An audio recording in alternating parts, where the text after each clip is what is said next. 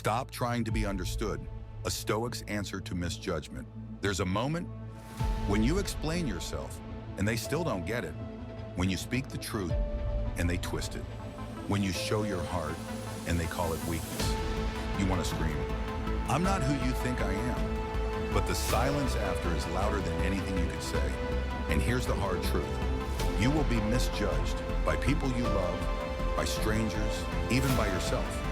The Stoics knew this pain. They didn't fight to be understood. They fought to understand themselves, because clarity within is more powerful than validation from the outside. This is the Stoic answer to misjudgment. It's not to explain more. It's not to chase approval. It's to become so grounded in who you are that misunderstanding becomes irrelevant. The pain of misjudgment. Have you ever been called cold just because you were calm? Selfish just because you chose peace? A failure just because your success looked different? Misjudgment cuts deep because it doesn't just attack your image, it attacks your intention. It says, you're not what you say you are, you're not who you believe you are. And the instinct is to defend, to explain, to prove. But here's what the Stoics ask. What are you really trying to protect? Your truth or your ego? Marcus Aurelius wrote, "You have power over your mind, not outside events. Realize this, and you will find strength." The judgment of others? That's an outside event. It belongs to them, not you. Misjudgment is painful because it feels like theft. It steals your story. It paints you with colors that are not yours. But the wise know your story cannot be stolen unless you surrender it. Ego's desire to be understood. The need to be understood is not always noble. Sometimes it's ego wearing a mask. You say you want clarity, but what you really want is control. You want to manage how others see you. You want to curate their perception, but that's not peace, that's slavery to approval. Epictetus said, "If anyone tells you that a certain person speaks ill of you, do not make excuses about what is said of you, but answer, 'He was ignorant of my other faults, else he would not have mentioned these alone.'" That's not arrogance, that's freedom. When someone misjudges you, the Stoic response is not to correct them. It's to remain correct within yourself. Because when your conscience is clear, the noise outside becomes irrelevant. When your compass points true north, it doesn't matter if others insist you're lost. And the truth is, people will always see you through the fog of their own experiences, their wounds and their biases. You can't control that. What you can control is whether you choose to bend your soul to meet their misunderstanding or remain steady in your own light. The practice of indifference. To the Stoics, indifference is not coldness, it's clarity. They called it apatheia, not apathy, but freedom from unnecessary disturbance. Seneca said, "What you think of me is none of my business."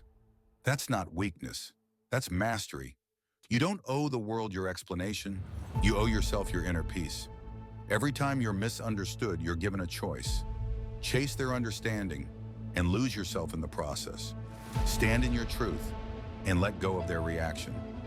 The wise choose the second, because when you choose the first, you hand your peace away.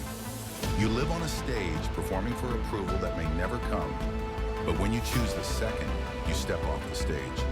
You return to the quiet ground of your own soul, becoming a wall against the storm. Imagine being so grounded that praise doesn't inflate you and criticism doesn't shake you. That's Stoic strength, not the absence of emotion, but the anchoring of emotion in wisdom. Marcus Aurelius wrote, "I do not fear the judgment of others, for they are not my judge. My own nature is." When the world misunderstands you, don't shrink, don't lash out, don't spiral. Pause, return to what you know is true. Ask yourself, am I living in alignment with virtue? Have I harmed anyone? Am I acting with courage, temperance, and wisdom? If yes, then breathe. Let the misunderstanding pass like a storm over a mountain.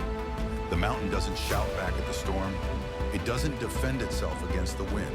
It simply stands, rooted, unshaken. That is what you are called to be. Let misjudgment refine you, not define you. Every misjudgment is a test, not of your reputation, but of your character. It's an invitation to drop your need for applause, to drop your need to defend, to drop the performance and return to what's real, your values, your principles, your soul. The Stoics didn't win peace by changing what people thought of them. They won peace by changing what they thought of themselves. And in the end, that's all that matters.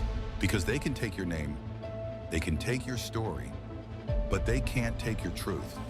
Not if you've built it well. So let misjudgment sharpen you. Let it teach you that your worth is not a negotiation. Let it remind you that your peace is not for sale. The freedom of self-understanding. To be understood by everyone is impossible, but to understand yourself, that is enough. When you walk with integrity, the world may still doubt you. When you live by reason, the world may still call you strange. When you choose peace, the world may still call you weak. But the world is not your judge. Your own soul is.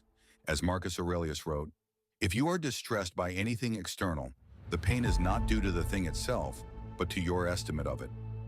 Their judgment hurts only if you agree with it. Their misjudgment only chains you if you tie yourself to their opinion. Freedom begins the moment you stop chasing their understanding and start standing in your own.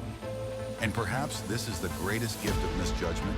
It forces you to decide who you are living for, their shifting approval or your unshakable values.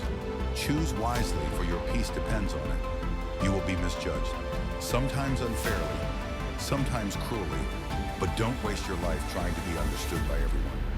Be understood by yourself.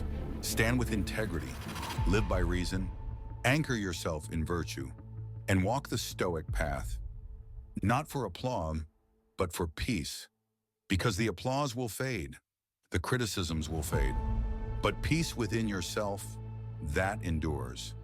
If this message found you at the right moment, leave a like, share it with someone who needs it, and subscribe for more Stoic wisdom every week. And remember, let them misunderstand you. Let them misjudge you. You're not here to be explained. You're here to become.